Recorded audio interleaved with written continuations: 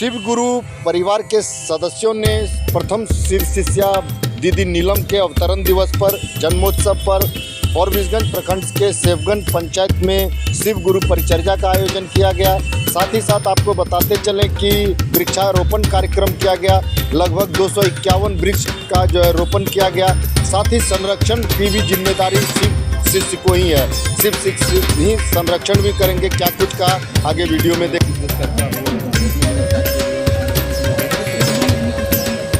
आज ये फॉरबिसगंज प्रखंड के अंतर्गत सेवगंज पंचायत में इस कालखंड की प्रथम शिव शिष्या दीदी नीलम आनंद, जिन्होंने अपने खून और पसीने से शिव शिष्यता की बगिया को सींचा है, उन्हीं के ये 73वें जन्मोत्सव के अवसर पर जो है वो अररिया जिला के अंतर्गत जो फॉरबिसगंज प्रखंड है, उसी प्रखंड के गुरु भाई बहनों के द्वारा पर्यावरण वृक्षारोपण, पर्यावरण संरक्षण है ना, कि पर्यावरण संरक्षण में शिव शिष्यों की क्या सहभागिता है, हम लोग किस तरह से वृक्षों की रक्षा कर सकते हैं और क्यों हम लोगों को पेड़ लगाना चाहिए, इसी विषय पे आज का ये संगोष्ठी दीदी नीलम आनंद के जन्मोत्सव पर आयोजित है। लगभग कितना वृक्ष का आपने रोपण किया है? इस बार हम लोगों ने 251 पौधा दीदी के जन्मोत्सव पर लगाया है, अलग अलग जगहों पर। और पौधा लगाया ही नहीं है, हमारा उद्देश्य है पौधा लगाना नहीं, हमारा उद्देश्य है लगाए गए पौधों का संरक्षण करना, उसका बचाव करना। अगर हम बचाव नहीं कर पाएंगे तो ऐसे पौधा लगाने का कोई मकसद नहीं, कोई उद्देश्य नहीं। मतलब कि ये जन्म दिवस पर पर्यावरण को बढ़ावा मिले और क्या कह सकते हैं क्या कि ये वृक्षारोपण ये कहीं ना कहीं अच्छा मैसेज जा रहा है कि पर्यावरण इससे सुरक्षित रहेगा।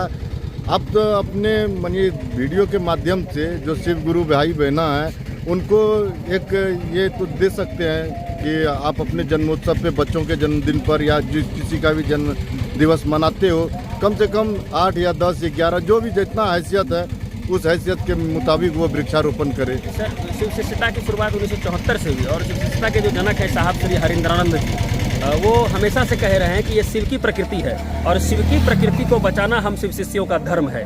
तो ये जो शिव गुरु की शिष्यता है ये लोगों के चेतना का परिमार्जन इस स्तर से करती है कि वो आप देख ही रहे हैं कि गुरु भाई बहनों के द्वारा आप लोगों ने बहुत बड़े बड़े आध्यात्मिक कार्यक्रमों में गए होंगे, देखे होंगे। आपको ऐसा कम देखने को मिला होगा जहाँ कोई आध्यात्मिक परिपथ पे चलने वाले लोग पर्यावरण के प्रति लोगों को जागरूक कर रहे हों, पेड़ पौधे लगा रहे हों और पेड़ पौधा लगाने के लिए लोगों को मतलब क्या कह रहे हैं कि संदेश दे रहा हो, ऐसा कम आपको देखने के लिए मिला होगा। ये साहब दीदी का सपना है, संकल्प है और उन्होंने कहा है कि यह शिव की प्रकृति है, इसको सजाना, संवारना, बचाना हम शिव शिष्यों का धर्म है और आखिरी सांस तक इस धर्म को निभाएंगे। समाज में बदलाव दिख रहा है ये शिव चर्चा संगोष्ठी के माध्यम से।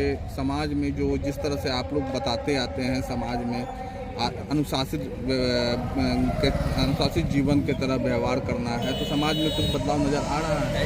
सर, हम कहना चाहेंगे कि शिष्य शब्द जो है ये संस्कृत के साथ धातु से बना है।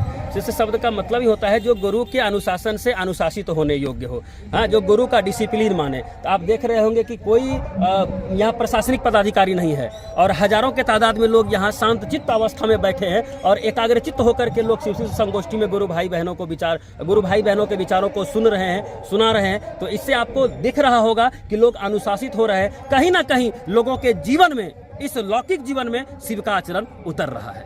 धन्यवाद।